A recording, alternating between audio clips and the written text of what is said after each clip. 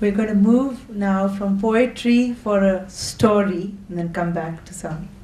नूर ज़हीर हमारे साथ हैं.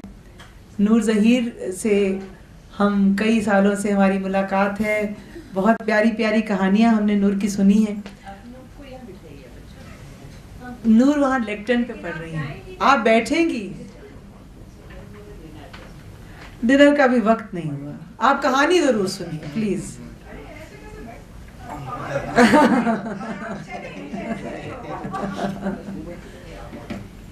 निकत आपा इनकी कहानी जरूर सुने. Would you like the mic? रोशनी के पास तो आ जा. रोशनी पे लेक्टर्न पे रोशनी.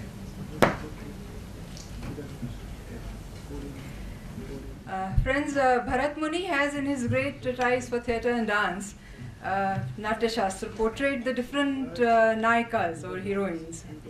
Abhinav Gupta in his 10th century elaboration of Natya Shastra has expanded on Bharat Muni's work, analyzing the character of woman in love. Nayika Abhisarika is a woman who must meet her lover at any cost. For this, she is ready to brave the storm, the thunder, the dark night, the incessant rain. This is essentially a male point of view of how a woman should behave when she is in love. The world of drama, dance, music and performance has accepted this and propagate this. 10 centuries later, it is time to look at the woman in love as we know her. Nayika Abhisarika.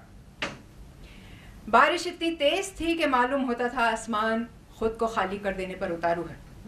कब्र खोदना तो दूर की बात, कब्रिस्तान में खड़े हो पाना भी मुश्किल था. बारिश होती तो उससे मुकाबला करने के लिए सोचा जा सकता था, लेकिन आंधी भी ऐसी थी जैसे हर रुकावट को उड़ा ले जाने की ठान कर चली हो.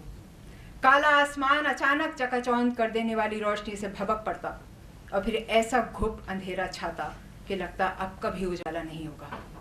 कुछ लम्हों बाद जो गरज खामोशी और अंधेरे को चीरती, वो इंसान तो क्या, कदावर दरख्तों और कदीम इमारतों का भी कलेजा कपा देती. जनाजे का आज उठना और दफन होना नामुमकिन था. घटा उठने और बूंदाबांदी शुरू होने के साथ ही सलीमा की गोद में पड़े हाथों ने कपकपाना शुरू कर दिया था. 2-3 बार दूर बिजली कड़कने और बादलों के गरजने पर उसका पूरा जिस्म कांपने लगा था, जैसे उसे लर्जा सा आ रहा हो. जब तेज बारिश शुरू हुई और उसने दोनों बाजुओं से अपने आप को खुद ही जकड़ लिया, तब पास बैठी औरतों में से एक को ख्याल आया, आय है सलीमा आपा की तो बारिश और बिजली से रूह कांपती है. अल्लाह मारो, दरवाजों खिड़कियां बंद करो. भड़ाभड़ किवाड़ बंद होने लगे. सलीमा की ननद को फिर रुलाई चालू हो गई. बारिश तूफान में भाईजान कैसे छाती से लगाए रखते थे भाभी को. हाय हाय, अल्लाह इसीलिए तो आज ऐसा कहर ढा रहा है कि दुखिया को यकीन हो जाए कि जिंदगी का सहारा चला गया. एक ने टुकड़ा जोड़ा. रोते रोते औरतें अल्लाह से उसके लिए रहम की भीख मांग रही थीं कि सलीमा जनाजे के पास से उठी और सबसे बड़ी वाली खिड़की एक झटके से खोल दी. बाहर मूसलाधार बारिश में उसने अपने दोनों हाथ लोहे की सलाखों से बाहर निकाले, इतनी आगे तक कि उसकी नाक बाहर आ गई और गाल और माथा सलाखों से चिपक गया. वो हथेली पर पड़ती बूंदों को तबर्रुक की तरह अंदर लाती और चेहरे पर मलती. सब ये तय करने की कोशिश कर रहे थे कि माजरा क्या है कि सलीमा ने दोनों हाथ अंदर खींचे और जोर से बड़बड़ाई, काफी नहीं, इतना काफी नहीं. इससे पहले कि कोई कुछ समझता, उसने बाहर जाने वाला दरवाजा खोला और 3 सीढ़ियां उतर करके आंगन में जा खड़ी हुई. पल भर में वो सर से पैर तक भीग गई. दोनों हाथ फैलाकर, चेहरा आसमान की तरफ उठाकर ऐसे खड़ी हो गई जैसे खुद को बरसात को सौंप रही हो या तूफान को अपने अंदर समो लेना चाह रही हो. क्या खुदकुशी करने पर उतारू है? एक बड़ी बी ने पूछा. इतना चाहने वाला, हर मुसीबत से बचाने वाला शौहर खत्म हो जाए तो औरत का यही जी चाहे. एक और बोली. लेकिन उनको अंदर लेकर के आएगा कौन? सारी औरतें तो खुद तूफान से सहमी दुबकी एक कोने में पड़ी हुई थी और नई बेवा को कोई मर्द कैसे हाथ लगाए.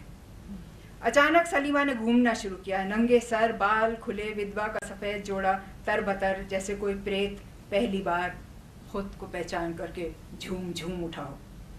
हर चक्कर पर उन्हें उम्र के हर पड़ाव की बातें याद आती. लखनऊ का वो बड़ा सा बंगला जिसकी काफ़ी हिस्सा, खास करके गुसल खाना, अक्सर अंधेरा रहा करता था.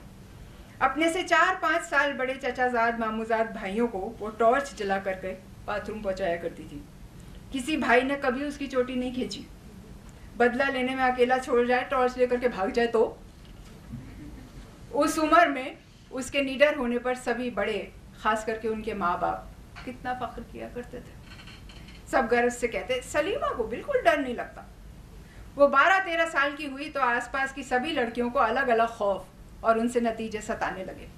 एक चचेरी बहन छिपकली के डर से बेहोश हो जाती, तो एक पेड़ से लटकी चमगादड़ को देख करके, बावर्ची खाने में मदद करने वाली राबिया से तो कॉकरोच का नाम भर ले दो उसे गश आने लगता, और चूहे से तो औरत जात का ना जाने कब का बैर है। सलीमा दीवार पर रेंगती छिपकली पर चप्पल का निशाना मारती, और चूहे को दौड़ा करके मारने के लिए तो कॉलेज के हॉस्टल भर में उसकी धूम थी।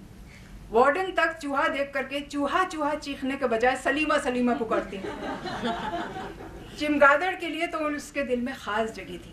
कैसी ये बे आवाज अंधीश है, न परिंदा न जानवर, बिना किसी चीज से टकराए उड़ती जाती है।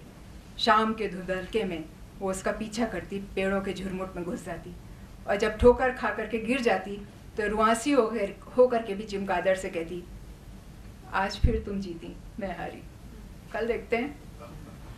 खानदान अच्छा हो, पैसे वाले हों, लड़की एक ही हो जो देखने में खूबसूरत हो, पढ़ने लिखने में भी अच्छी हो, तो माँ बाप को उसकी शादी की ज़्यादा फिक्र नहीं होती। सलीमा के 23 पार करने पर भी अच्छे रिश्ते नहीं आए तो फिक्र शुरू हुई, खास करके इसलिए कि 3 साल बड़े भाई शादी उससे पहले नहीं कर सकते थे। भाई ने ही हम उम्र लड़कों से पूछगछ की और अब्बा को बताया। अगले दिन अम्मी ने उसे पास बिठा करके समझाया, अब रिश्तेदारी कुनबे में नहीं, बाहर लड़के तलाश किए जाएंगे। बिरादरी के लड़कों का कहना है कि इतनी निडर बेखौफ लड़की हमसे नहीं संभलेगी। सलीमा हंस पड़ी। हाँ, मेरे लिए भी उन लड़कों को शौहर मानना मुश्किल है जिन्हें मैं बचपन में मरे हुए छिपकली और डरे चूहे से डराती रही हूँ। अम्मी ने बिगड़ के कहा, अब जो लड़के देखने के लिए आए उन्हें ये सब बता करके भगा मत देना, और जरा उनके सामने डरी सहमी रहना, ताकि उन्हें लगे कि तुम्हें उनकी हिफाजत की जरूरत है। औरत के बेतुके खौफ पर हंस पाने का, उसकी बेवजह घबराहट का मजाक बनाने का मर्दों को हक है। उन्हें हर वक्त ये एहसास होना चाहिए कि अगर वो ना हो तो न जाने तुम्हारा क्या हो। सलीमा ने बात मान तो ली, मगर आदत कहाँ छूटती है साहब। एक लड़के के साथ हजरतगंज घूमने गई और गाड़ियों, रिक्शों, तांगों के रेल पेल में से बेबाकी से सड़क पार कर गई। ये तो उसे पीछे छूट गए। सकपकाए लड़के को देख करके ख्याल आया कि हाय अल्लाह हुई अल्लाह कह करके उसे खड़े रहना चाहिए था। लड़का सड़क पार कराने के बहाने उसका हाथ भी पकड़ लेता, अपनी मर्दानगी भी साबित कर देता। एक दूसरे लड़के के साथ गोमती किनारे टहल रही थी कि एक पुलिस कांस्टेबल ने कुछ पैसे ऐंठने के लिए उनसे पूछताछ की। सलीमा ने उसकी वो खबर ली कि वो और लड़का दोनों दुम दबा के भाग गए। उम्र बढ़ रही थी, बड़े भाई 30 पार करके उठते बैठते उसे कातिलाना नजरों से देखते रहते थे।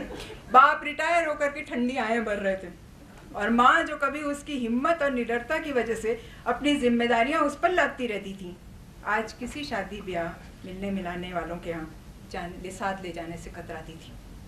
जब अनीस से बात चलनी शुरू हुई तो सलीमा ने तय कर लिया, जैसे भी हो इस मुर्गे को हाथ से नहीं निकलने देगी।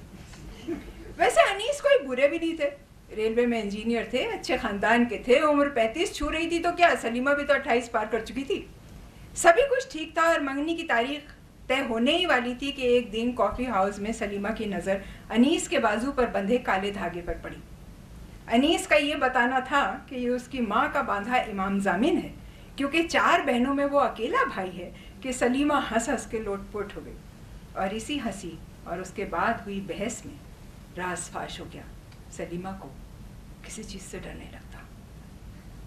सड़क के मोड़ तक आते आते अनीस ने फैसला सुना दिया था, वो किसी ऐसी लड़की के साथ क्यों कर शादी करे जिसको जिंदगी के उतार चढ़ाव के दौरान उसके सहारे की जरूरत ही ना हो।